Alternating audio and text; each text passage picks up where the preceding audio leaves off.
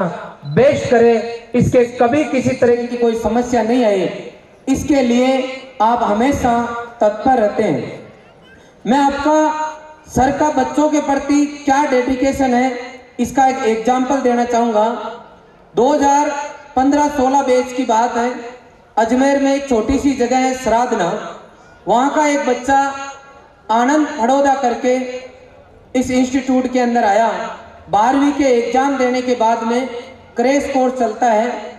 2 महीने crash course के अंदर बच्चा पढ़ता है और फिर एग्जाम देता है, तो उसको लगता है कि शायद मेरा कहीं ना कहीं हो जाएगा, तो वो 2 महीने के लिए तैयारी करने आया। आपको पता है 12वीं के एग्जाम 15 मार्च के आसपास कंप्लीट हो जाते हैं। जेट, ICR, CUT इनके एग्जाम जून के आसपास होते हैं। इसी दरमियान 12वीं के 1 महीने बाद में आपका बोर्ड का रिजल्ट आता है 10 मई के आसपास। अब जब बच्चा यहाँ तैयारी कर रहा था, वो ये पढ़ रहा था, यहाँ पे पढ़ते पढ़ते 12वीं का जिस दिन रिजल्ट आया उस दिन वो निराशा में डूब गया, क्योंकि वो बच्चा 12वीं के अंदर फेल हो गया था। उसको बड़ा दुख हुआ कि मैं शायद इस जिंदगी में कुछ नहीं कर सकता। मुझे उसके पिताजी का नाम याद आ रहा है, वो भी एग्रीकल्चर के सुपरवाइजर है, एग्रीकल्चर सुपरवाइजर रणजीत सिंह जी उनके पिताजी का नाम है। वो बच्चे को छोड़ के गए थे। फिर लेकिन इस दरमियान हुआ क्या कि जब 1 महीने वो इस इंस्टीट्यूट के द्रोणाचार्यों से जब यहाँ पढ़ा, तो उसको लगा, उसको ये उम्मीद नहीं थी मैं फेल हो जाऊंगा, पढ़ते हुए ऐसे लगा कि मैं जिंदगी में बहुत बड़ा आदमी बनूंगा, क्योंकि इतने बढ़िया गुरुजनों का मुझे सानिध्य मिला है। और वो उस महीने में सपने देखता गया, लेकिन जैसे ही रिजल्ट आया सब कुछ चकनाचूर हो गया, कहीं ना कहीं वो टूट गया।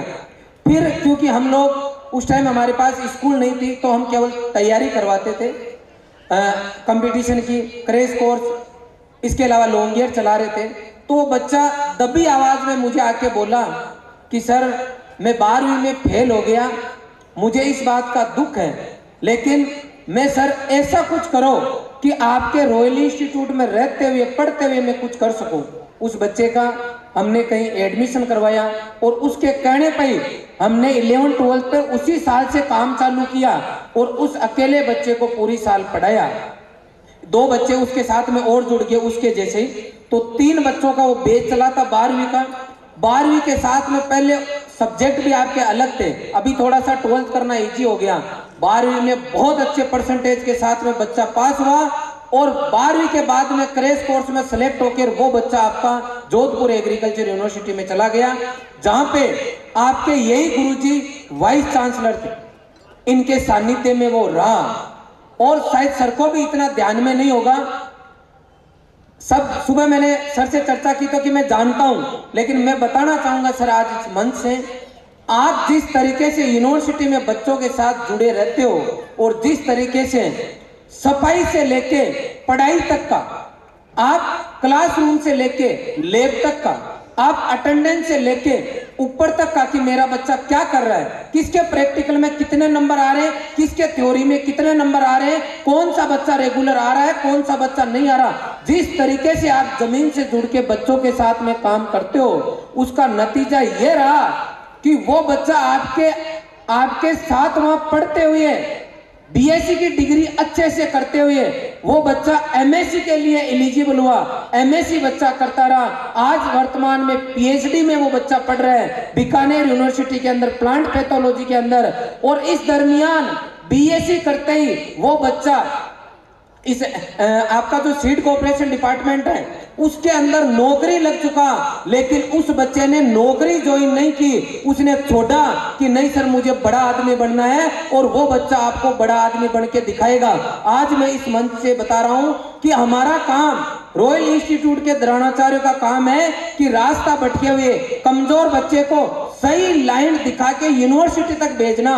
लेकिन यूनिवर्सिटी में जाने के बाद में जब वो आप जैसे गुरुजनों के सानिध्य में आता है, तब ऐसे बच्चों को लगता है कि मुझे छोटी सरकारी नौकरी नहीं करनी, मुझे बड़ा आदमी बनना है।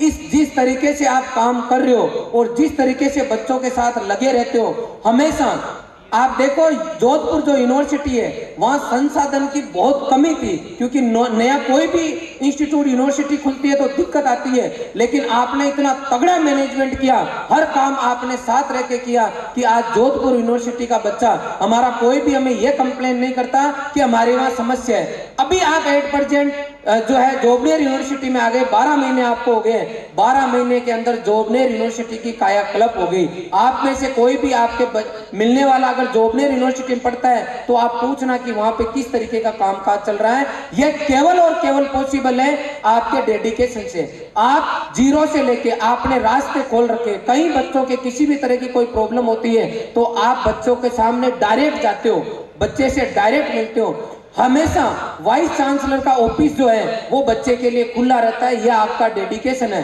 बाकी तो ऐसा होता है कि बच्चे जो यूजी के होते हैं वो डीन सर के ऑफिस तक भी नहीं पहुंच पाते।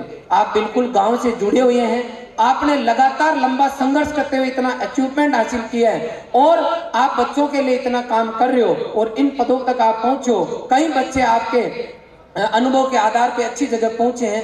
आगे जब सर अभी आपको मेरे बाद में जब गाइड करने आएंगे तो आपको पूरा बताएंगे कि किस तरीके से एक नॉर्मल बच्चा अच्छी से अच्छी पोस्ट पे जा सकता है, आगे एग्रीकल्चर में क्या कुछ कर सकता है, नेशनल लेवल पर क्या कुछ अभी किया जा रहा है, क्या कुछ बाकी है, इंटरनेशनल लेवल पर अपनी यूनिवर्सिटीज कहाँ हैं, कैसे अपनी यूनिवर्सिटीज को आगे तक लेके जा रहे हैं, किस फील्ड में, जैसे पर्टिकुलर सर हॉर्टिकल्चर डिपार्टमेंट से रहे हैं तो उसके बारे में भी आपको विस्तृत जानकारी देंगे। सर को पूरा अपन समय देंगे, अच्छे से सुनेंगे और पूरे अनुभव सर आपके साथ शेयर करने के लिए आए हैं। पुनः मैं हमारे रॉयल परिवार की तरफ से आपका आभार व्यक्त करेंगे कि आप छोटे से रिक्वेस्ट में हमारे पास पहुंचे। इसी दरमियान मैं थोड़ा सा हमारे संस्थान के, और क्योंकि आज प्रतिभा सम्मान समारोह है तो इसके बारे में सर को और आप सभी को जरूर बताना चाहूंगा। 2011 से हमने ये प्रण लिया था कि गरीब से गरीब घर में बैठे बच्चे को प्रॉपर गाइड करके उसको ये दिमाग में, कई बार जो बच्चे ऐसे घर में होते हैं उनके पेरेंट्स को ऐसा लगता है कि यूनिवर्सिटी, मेडिकल या गवर्नमेंट टॉप कॉलेज में जाना, राजस्थान छोड़ के बाहर पढ़ाई करना महंगा है, उनके यही दिमाग में है कि पढ़ाई महंगी है। वो चीज उनके दिमाग से निकालनी थी क्योंकि बच्चों को गाइडेंस नहीं था।